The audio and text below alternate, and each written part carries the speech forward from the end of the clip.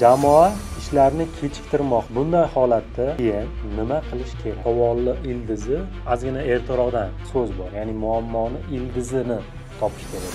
Ya'ni muammoni ildizini topilgandan keyin deadline'lar o'tib ketyapti, jamoa ishini bajara olmayapti, PM aybdor. Loyiha boshqaruvchisi aybdor deb qolamiz va loyiha boshqaruvchisini bo'g'izdan bo'g'iz yo'q.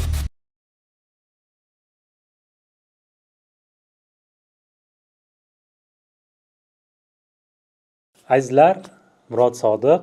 Bugun juda ham qiziq mavzuda suhbat qilamiz. Bizga savollar kelib tushyapti. Loyiha boshqaruvi bo'yicha xususan bittasi juda ham qiziq savol keldi. Jamoa ishlarni kechiktirmoqda. Deadline'lar surilmoqda. Bunday holatda PM, ya'ni loyiha boshqaruvchisi nima qilish kerak? Juda og'riqli savol. Loyiha boshqaruvchilarini har bittasida uchraydigan savol. Bu ancha tajriba masalasi, birinchi o'rinda aytishim kerak. Bu savol oddiyga o'xshab tuyuladi, lekin ichiga ozgina kirishimizga to'g'ri keladi. Bu savol hozirgi moment holatida jamoani ishlarni kechiktirayotgan paytda, deadline'lar surilayotgan paytda hal qiladigan masala emas aslida. Chunki bu savolni ildizi ozgina ertaroqdan qidirishimiz kerak. Xususan mana shu savolni bergan o'quvchimizga rahmat aytamizki, demak, nima qilish kerak? Jamoa ish kechiktirayotgan paytda yoki deadline'lar surilayotgan paytda aynan loyiha boshqaruvchisidan nima talab qilinadi degan savol. Birinchi o'rinda loyihani o'sha scope deymiz biz, loyihani qamrab oladigan qamrovi, uni o'sha charter, project charter deymiz, charterlari, kontraktlari, TZlari to'g'ri qilinganmidi, yo'qmi degan savol. Agar o'sha narsalar standart bo'yicha to'g'ri qilingan bo'lsa, unda loyihani kechikishi, boshqa qilishi sizni loyiha boshqaruvchini aybi bilan, loyiha boshqaruvchida yetishmayotgan ba'zi bir skill deymiz, o'sha tajriba, bilim sababli bo'layotgan bo'lsa, gap loyiha boshqaruvchisida bo'ladi. Agar kontraktlar, TZlar, skop va hokazolarni tuzilishida, ya'ni loyihani rejalashtirishda xato ketgan bo'lsa, unda loyiha boshqaruvchisidagina emas, bu yerda o'sha stakeholderlar deyiladi, loyihada qatnashayotgan boshqa jamoa a'zolarida ham muammo bo'ladi. Ya'ni bu yerda faqat loyiha boshqaruvchisi bo'lmasligi mumkin. Bu yerda muammo emas, muammoni ildizi muammo degan gap bor. Ingliz tilida problem is not problem, root is a problem degan so'z bor. Ya'ni muammoni ildizini topish kerak bo'ladi. Shundan kelib chiqqanda, mana shu jamoada ishlarni kechikayotganligi yoki deadline'larni surilayotganligida muammoni ildizi nima? Mana shu narsadan topib olishdan, shu arqonni uchini, kalavani uchini topib olishdan boshlagan bo'lardim. Agar kalavani uchi faqat loyiha boshqaruvchisiga tegishli bo'lsa, sizni loyiha boshqaruvchisi bilan ishlagan bo'lardim. Kalavani uchi budjetda bo'lsa, budjetni kamligida bo'lsa, balki ishchilar norozidir, balki ishchilar menga ko'p pul bermayapsiz, shuning uchun men ham ko'p ishlamayapman deyotgandir. Balki ishchilarni siz part time deymiz, mana yarim stavka olib turib, to'liq stavkada ishlatayotgandirsiz. Balki siz mana $1000 oylik oladigan ishchiga budjet qo'yib olib turib, $200 oylik oladigan ishchini olib ishlatayotgandirsiz. Ya'ni muammoni ildiziga tushganimizda muammo juda ham kattayib boradi. Ya'ni muammoni ildizini topilgandan keyin kelib chiqib harakat qilish kerak bo'ladi. Juda ham meni hayotimda ham, tajribamda ham juda ko'p bo'lgan. Ba'zida rahbarlar, xususan o'zimda ham ba'zida bo'ladi. Deadline'lar o'tib ketyapti, jamoa ishini bajara olmayapti, PM aybdor, loyiha boshqaruvchisi aybdor deb qolamiz va loyiha boshqaruvchisini bo'g'izdan bo'g'ish boshlaymiz. Yo'q, har doim ham loyiha boshqaruvchisi bunga aybdor bo'lmaydi.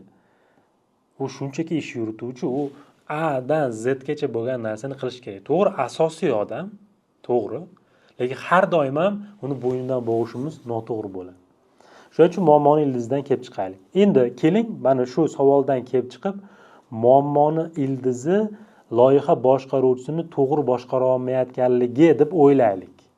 Bugungi mana shu suhbatimiz uchun shunaqa deb olaylik. Agar shundan kelib chiqsak, loyiha boshqaruvchisida muammo, bilimi, tajribasizligi uchun shunaqa bo'lyapti yoki kerakli instrumentlarni vaqtida ishlolmayotganligi uchun shunaqa bo'lyapti degan ildizni topadigan bo'lsak, demak loyiha boshqaruvchisi bilan ishlashimiz kerak bo'ladi. Bu albatta tajriba masalasi, lekin biz yosh loyiha boshqaruvchilarimizga yoki 1-2 yil 3 yil ishlagan loyiha boshqaruvchilarimizga aytamizki, buning uchun asosiy narsa siz o'zingizni loyiha boshqaruvchisini fikrlashini, mindsetini, niyatini, fikrini to'g'rilab olish kerak bo'ladi. Ya'ni siz mani komandam bu narsani qilolmaydi, qo'lidan kelmasa kerak, ulgurmasam kerak, loyihani baribir vaqtiga yetib bora olmasam kerak yoki vaqtiga yetib borsam ham budjetim yetmay qolsa kerak degan har xil negativ fikrlarni kallangizdan olib tashlashingiz kerak. Loyiha boshqaruvchisi har doim pozitiv, har doim ochiq, bir xushchaq, nima deydi, energichniy holatda bo'lish kerak edi. Shunda bu loyihani tugashi birinchi sababi o'sha niyatingiz, duoyingiz, fikringiz to'g'ri, pozitiv bo'lishi kerak. Tushundingmi? Ya'ni o'zingizni to'g'rilab olishingiz kerak. O'zingizni to'g'irladingiz, fikrlaringiz teran, aytyapsiz, loyiha meniki, xudo xolisa bilimni ham topaman, tajribani ham qilaman, komanda ham qiladi, mana shu loyihani vaqtida tugataman, deadlinelar o'tib ketmaydi, zo'r bo'ladi. Fikringizni to'g'irlab oldingizmi? Bo'ldi. Endi holatga qarashni boshlaymiz. Qanaqa instrumentlarimiz bor? Biz zadaniyalarni og'zaki yoki Telegramda yoki bir buyruqbozlik asosida yoki baqir-chaqir bilan beryapmizmi?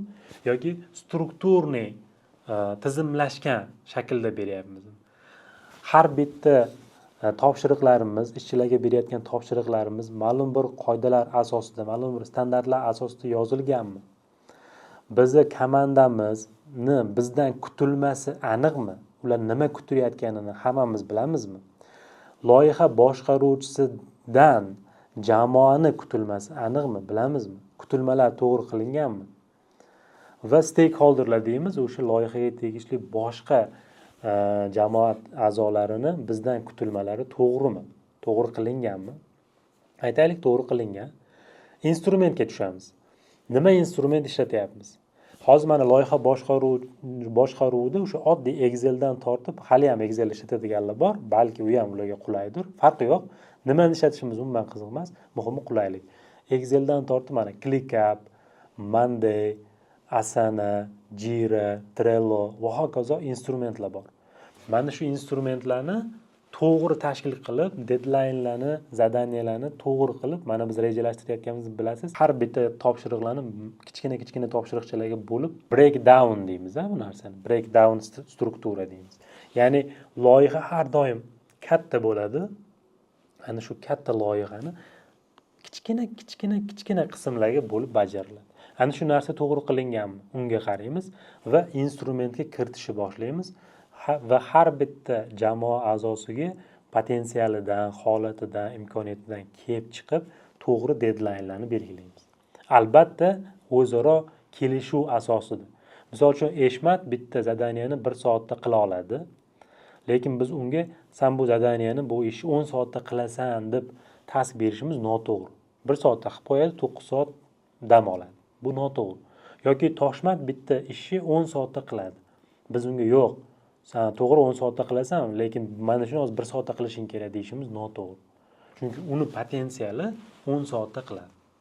Shunga yarasha oylik oladi, shunga yarasha bonus oladi va hokazo. Bunga ham e'tibor beradi.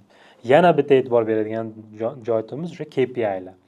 Ya'ni har bitta jamoamiz a'zosi har bitta taskni vaqtida qilinishidan, deadlinedan o'tib ketmasligidan, umumiy proyektni deadline'idagi vaqtida tugatishidan benefit olish kerak, ya'ni foyda olish kerak, manfaati bo'lish kerak.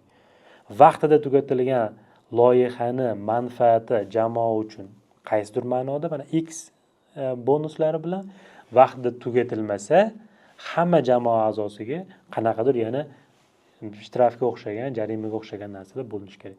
Shunda biz ishlarni kechiktirilmaydi, shunda deadlinelar surilmaydi, to'g'ri qilinadi. Va yana asosiy fakt loyiha boshqaruvchilariga xolislik. Agar deadline cho'zilayotgan bo'lsa yoki ishlar kechikayotgan bo'lsa, jamoangizni yig'ing, xolis ochiqchasiga ishonch bilan birgalikda gaplashing, muammoni yana qayta izlang. Bugun muammoni topgan bo'lsangiz va hal qilgan bo'lsangiz, ertangi muammo u boshqa muammo bo'lishi mumkin. tushundingizmi? Shundan kelib chiqib loyiha boshqaruvchilariga mana shu biz aytgan instrumentlarni qilsanglar, albatta va albatta loyihalar o'z vaqtida qilasiz. Azizlar, PM sohasiga oid foydali ma'lumotlarni o'tkazib yubormaslik uchun bizga obuna bo'lishni unutmang va sizni qiziqtirgan savollaringizni, kommentlaringizni albatta izohlarda qoldiring.